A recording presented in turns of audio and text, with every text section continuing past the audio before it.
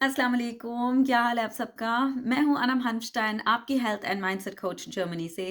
आज का टॉपिक है एंटी एजिंग आफ्टर रमज़ान। जी हाँ, एंटी एजिंग रमज़ान के बाद क्यों इतनी ज़रूरी है, आज हम उसके बारे में डिस्कस करेंगे और किस तरह उसको हम फ़ॉलो कर सकते हैं, उसके भी मैं कुछ स्टेप्स लेकर आई हूँ। शुरुआत में मैं ये बता दूँ कि ये वीडियो उन सब के लिए है जिन्होंने रोज़ा रखा है और रोज़ेदार रहे हैं। ख़ास तौर पे क्योंकि उनके लिए है क्योंकि रमज़ान के बाद हमारा जिस्म बहुत जल्दी एज करना शुरू कर देता है और उसको हम कैसे स्टॉप कर सकते हैं, उसके लिए ये वीडियो बहुत ख़ास है। इसलिए आप उन सबके साथ ये वीडियो ज़रूर शेयर करें जो रोज़े रख रहे हैं क्योंकि अक्सर मुझे रमज़ान के बाद ऐसे ही मैसेजेस आने शुरू हो जाते हैं कि है ना मेरे बाल बहुत गिरने शुरू हो गए हैं, डल हो गए हैं, उनमें शाइन नहीं रही। मेरी स्किन बहुत डल हो गई है, उसमें भी एजिंग काफ़ी महसूस की जाती है। अंदरूनी बीमारियाँ काफ़ी लोग पाते हैं और उसका कसूर रमज़ान का कसूर नहीं होता, रोज़े रखने का कसूर नहीं होता। उसका ये वजह है क्योंकि आपने उसके बाद इतनी गलतियाँ की होती हैं और रमज़ान के बाद वैसे हम उसका बहुत ज़्यादा बेनिफिट्स पा सकते हैं और बजाय इसके एज करने के। क्योंकि अब रमज़ान ख़त्म होने को आ रहा है इसलिए मैंने सोचा ये वक़्त बहुत ज़रूरी है ये वीडियो बनाने का क्योंकि चंद रोज़े रह गए हैं और फिर ईद आ रही है। जिसने रोज़ा रखा है उनको मैं जैसे बताती जाऊँ कि हमारा जिस्म रोज़ों के बाद क्यों एज करता है, वो इस तरह है कि हमारे जो सेल्स हैं वो काम और तरह करना शुरू कर देते हैं। रमज़ान में उसका हमने फ़ास्ट किया होता है, वो एक जिस्म के लिए बहुत अच्छी चीज़ है। आपको जैसे जानते हैं मैं रोज़ों का बहुत बड़ा फ़ैन हूँ और मैं सबको कहती हूँ फ़ास्ट ज़रूर करना चाहिए। लेकिन उसके बाद जब नॉर्मल ज़िंदगी में इंसान वापस चला जाता है, तो काफ़ी गलतियाँ हो जाती हैं और उसकी वजह से जिसको नहीं पता, जिसको इसकी मालूमात नहीं है, कि इल्म ही नहीं है इस बात का, तो ज़ाहिर है इंसान क्या करे, इंसान अपनी तरफ से तो नहीं चाहता गलती करने का, लेकिन हो जाती है। तो आज मैं उसी के बारे में बात करूँगी, इसलिए हमारा जिस्म बहुत जल्दी एज करना शुरू कर देता है और उससे आप कैसे स्टॉप कर सकते हैं, उसका नंबर फर्स्ट ये पॉइंट यही है कि आपने अपने जिस्म को हाइड्रेट रखना है। जिस तरह आपने 1 महीना फ़ास्ट किया है, अब आपने 1 महीना अपने जिस्म को ये भी देना है कि फिर से नॉर्मलाइज़ होने को, हमारे सेल्स फिर से नॉर्मल काम कर सकें और उनको आदत मतलब रमज़ान की हुई होती है, वो इतना जल्दी कैच अप नहीं कर सकते हमारा जिस्म कि हम नॉर्मल ज़िंदगी में वापस चले जाएँ। इसलिए आपने अपने फ़र्स्ट ऑफ ऑल अपने आप जिस्म को हाइड्रेट करना है।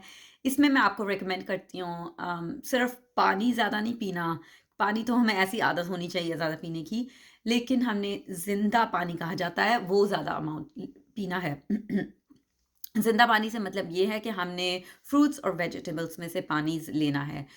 जैसे कि खरबूजा हो गया, तरबूज हो गया, खीरा वगैरह हो गया, जिसमें मतलब पानी का अमाउंट बहुत ज़्यादा होता है ना, तो वो आपने बढ़ा देना है। पूरा 1 महीना आपने फ्रूट्स और वेजिटेबल्स पानी के साथ जो अमाउंट होता है वो बढ़ा देना है।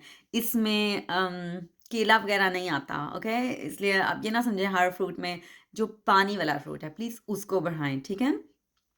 तो सबसे पहले यही है कि आपने अपने जिस्म को हाइड्रेट करना है। नंबर 2 आ जाता है क्योंकि आप अपने जिस्म को काफ़ी टाइम आपने आदत डाली है भूखा रहने की, हमारे सेल्स बहुत अच्छा काम कर रहे होते हैं, हाई लेवल पर काम कर रहे होते हैं और इस तरह अगर हम बहुत जल्दी वापस अपनी नॉर्मल ज़िंदगी में चले जाएँगे और 3 वक़्त का रोटी खाना और ये और वो अपने जिस्म में डालना शुरू कर देंगे, हमारे सेल्स इतना जल्दी कैच अप नहीं कर सकते। उसका नतीजा यही होता है कि हम बहुत जल्दी एज करना शुरू हो जाते हैं, हमारे सेल्स अंदरूनी भी बीमारियाँ पालना शुरू कर देते हैं क्योंकि अमाउंट खाने का बहुत ओवर ज़्यादा हो जाता है और वो एकदम से। इसलिए मेरी यही राय है प्लीज़ आप आराम से अपना खाना बढ़ाएँ, ये ज़रूरी नहीं है एक दिन ईद गुज़री तो अब बस खाना-पीना शुरू कर दो और ख़त्म ही ना हो, बल्कि आहिस्ता-आहिस्ता बेशक 2 वक़्त का खाना रखें, सूप वग़ैरह रखें, हल्का खाना रखें और बहुत आहिस्ता से वापस अपनी नॉर्मल ज़िंदगी में जाएँ। ये बहुत ज़रूरी पॉइंट है। नंबर 3 ये है कि हमने और रोज़ों के दौरान तो ज़ाहिर है हमने इतना एक्टिव अपने जिस्म को नहीं रखा होता बल्कि कई लोग बल्कि थोड़ा बहुत वॉकिंग पे चले जाते हैं सैर वग़ैरह पर लेकिन जिस्मानी एक्टिव नहीं इंसान इतना नहीं रहता। जिम तो दूर की बात है इंसान इतना भी एक्टिव इतने घर के काम तक नहीं कर पाता क्योंकि ज़ाहिर है भूख लगी होती है जो भी है। अब आपने हमारे जो मसल्स हैं उनका ध्यान बहुत करना है क्योंकि हमारे मसल्स अब बहुत स्लीप मोड में चले गए हैं और रमज़ान के बाद आपने बहुत ध्यान करना है कि वो उस फिर से वापस रिएक्ट हो जाएँ। अगर अब ना आपने इस पर ध्यान दिया और वो वापस नॉर्मल ज़िंदगी में चले गए आप, तो फिर एजिंग को कोई स्टॉप ही नहीं कर सकता, और वो अच्छी एजिंग नहीं है जो मैं जिसकी एजिंग की मैं बात कर रही हूँ। इसलिए अब आपने अपने जिस्मानी कामों को बढ़ा देना है। जी हाँ, ज़रूरी नहीं है आप मेरी तरह जिम वगैरह में जाएँ। मुझे पता है थोड़ी ओवर हूँ, मैं चाहती हूँ कि मेरा समर में एक सिक्स पैक हो और ये और वो। इस चीज़ की नहीं मैं बात कर रही, मैं बात कर रही हूँ आपने बस अपना जिस्मानी एक्टिविटी बढ़ा देनी है। जैसे कि आप घर पर भी कर सकते हैं, जैसे कि क्या कहते हैं, विंडोज़ को खिड़कियाँ साफ़ करनी, उसमें भी इंसान काफ़ी जिस्मानी एक्टिव होता है, या फिर अलमारियों में से हर चीज़ निकाल के अलमारियों को साफ़ करना, फ्रिज, फ्रीज़र को साफ़ कर ऐसी चीज़ें, मतलब सिर्फ़ मैं आपको टिप्स दे रही हूँ कि घर में भी हो सकता है, लेकिन आपने अब एक्टिविटी बढ़ा देनी है। अपने जिस्म की तो अब आपने सफाई कर ली है रमज़ान के दौरान, अब प्लीज़ अपने घर की भी अच्छी तरह कर लें या इस तरह सोच लें।